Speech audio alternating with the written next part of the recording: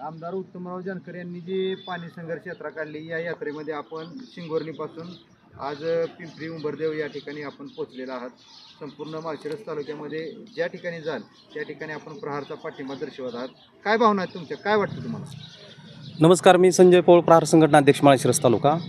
आदरणीय बच्चूभाऊंच्या मार्गदर्शनाखाली ज्यावेळेस काम करत असताना बच्चूभाऊंचं जे काय शेतकऱ्यासाठी काय प्रश्न आहेत आणि ह्या 22 गावांच्या पाण्याचा प्रश्न जे आमदार जानकर साहेबांचा आहे, हे एक प्रश्न किंवा एक शब्द किंवा विचार हे कुठंतरी ह्या महाराष्ट्र राज्यामध्ये जुळतं आहे असं आम्हाला निदर्शनास येतं आहे।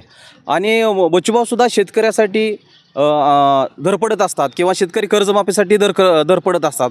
तोच विषय ह्या 22 गावांच्या पाण्याचा प्रश्न आहे।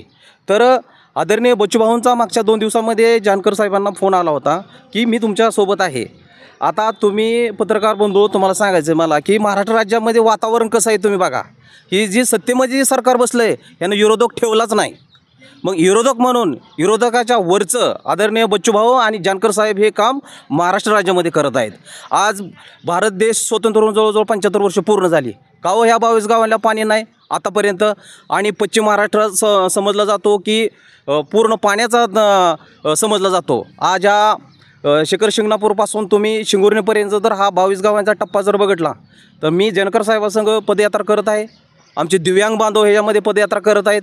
काय हो आमच्या दिव्यांग बांधवांना आज तुम्ही मला सांगा, एखादा चांगला शेतकरी बांधव माझा असला तर तुम्ही विहिरीवरती, नळावरती, हापशावरती पाणी आणायला जाऊ शकतो, पण दिव्यांगानं त्या विहिरीमध्ये कसं जायचं, त्या हापशावरती कसं जायचं, हे एक व्यथा जानकर साहेबाला समजली। आणि जानकर साहेबांनी सुद्धा या दिव्यांगाच्या व्यथा समजून या दिव्यांगाच्या घरापर्यंत, त्यांच्या शेतापर्यंत कसं पाणी जाईल ह्याचा संघर्ष जो उभा केलेला आहे, या संघर्षाला 100%च यश आल्याशिवाय राहणार नाही।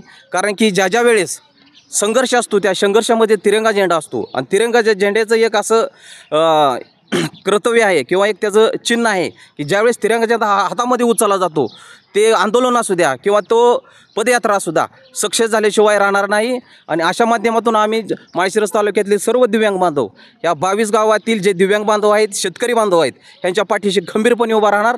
आणि ज्या वेळेस मुंबई असो, पुणे असो किंवा दिल्ली असो, या ठिकाणी ज्या वेळेस आंदोलन पुकारलं जाईल किंवा या पाणी संघर्षासाठी समितीनं आंदोलन पुकारलं जाईल त्यावेळेस आमची प्रहार संघटना आणि बच्चूभाऊ कडू साहेब आणि जानकर साहेब हे पहिल्यांदा पुढं असणार आहेत शेतकऱ्यासाठी।